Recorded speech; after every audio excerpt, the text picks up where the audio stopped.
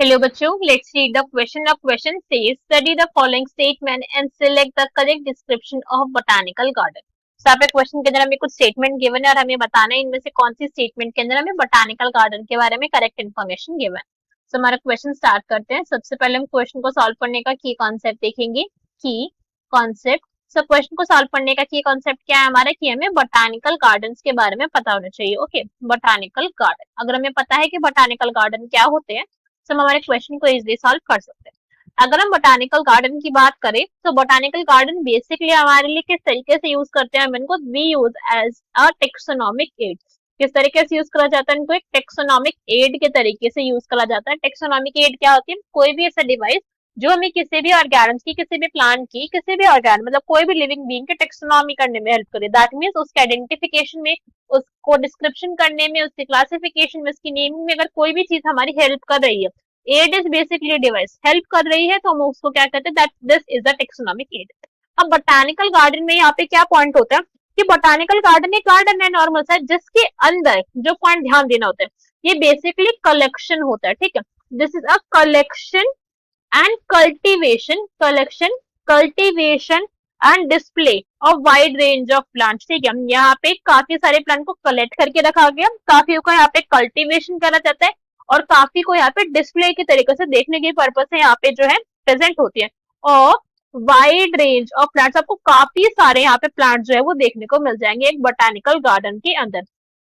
अब जो पॉइंट हमको यहाँ पे ध्यान रखना होता है कि बोटानिकल गार्डन के अंदर हमारा जो पर्पस होता है प्लांट की स्टडी का, वो किस टाइप का होता है कि यहाँ पे हमें उस प्लांट के बारे में सारी नॉलेज मिल सके कि वो प्लांट कैसा दिखता है, क्या वो करता है, क्या उसके फंक्शन है, क्या उसका मेडिसिनल यूज है, हमें सारी सारी चीजें समझ आए। साथ साथ में हमें उस प्लांट की टेक्सोनॉमी भी समझ आए, बिकॉज अपने आप में अगर एक टेक्सोनॉमिक एड है और टेक्सोनॉमी ही करने में हेल्प नहीं करवा रहा तो फिर वो यूजलेस वाला पॉइंट हो गया बहुत ज्यादा। नेक्स्ट पॉइंट जो हमको यहाँ पे ध्यान देना होता है कि बोटानिकल गार्डन के अंदर क्या करते हैं, हम यहाँ पे प्रिजर्वेशन करते हैं प्लांट्स का।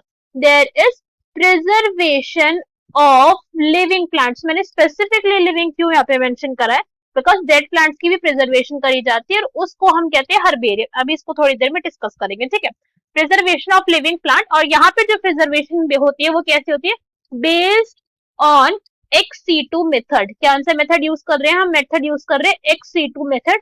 मतलब जो प्लांट की ओरिजिनल लोकेशन थी जहाँ पे वो एक्चुअली ग्रो होता था, वहां से हमने इस प्लांट को कलेक्ट करा और एक पर्टिकुलर एरिया में लाके हम उसको क्या कर रहे हैं, उसके ऊपर स्टडी कर रहे हैं, उसको ग्रो करवा रहे हैं। सिंपल से यहाँ पे पॉइंट होता है।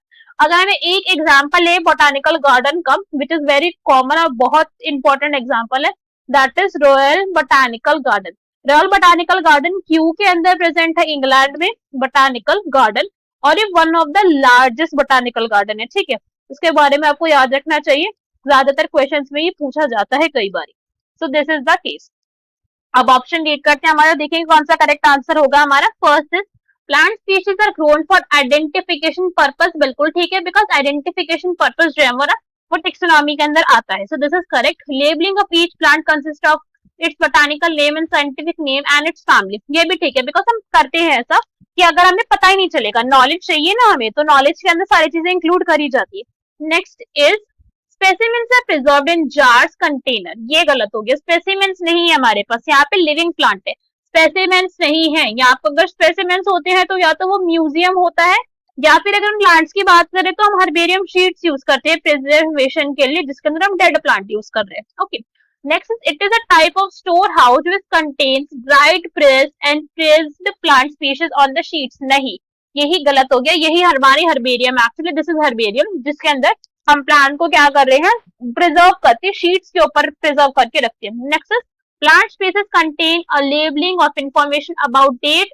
And place of collection. This is wrong. ये इन्फॉर्मेशन जो है ये भी हम हर्बेरियम के अंदर ही इंक्लूड करते हैं। ठीक है, this all information is included in herbarium sheets. क्या करते हैं हम हर्बेरियम शीट्स के अंदर, ये हमारी एक हर्बेरियम शीट्स है। हम पहले हमारे प्लांट को क्या करा, हमने उसको कलेक्ट करा, कलेक्ट करने के बाद हमने इसको क्या करा, हमने इसकी प्रेसिंग करी। दैट मीन्स हमने जो हमारा प्लांट मोटा था तो उसे चपटा कर दिया। उसके बाद हम क्या करते हैं, प्रेसिंग के बाद अब हम प्लांट को करेंगे ड्राई, जितना वाटर कंटेंट है उसको यहाँ से इवेपोरेट करवाते हैं, उसको ओवन ड्राई करवाते हैं, फिर सनलाइट ड्राई करवाते हैं, फिर हम करवाते हैं उसकी पॉइजनिंग। पॉइजनिंग का मतलब हम यहाँ पे उसको एंटी फंगल ट्रीटमेंट देंगे ताकि कोई उसके ऊपर फंगस ना लग जाए। फिर हम करते हैं उस प्लांट की शीट के ऊपर माउंटिंग, जो हमारी हर्बेरियम शीट है। देन हम करते हैं उसको label. Last step is labelling.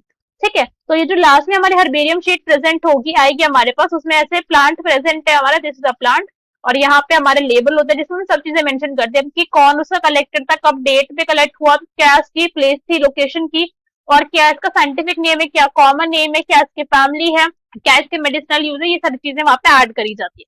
So question के अंदर हमसे पूछा गया था कौन सी करेक्ट स्टेटमेंट है, कौन कौन सी करेक्ट स्टेटमेंट है। First statement is correct, second statement is also correct, बस फर्स्ट और सेकंड स्टेटमेंट जो हमारी करेक्ट है।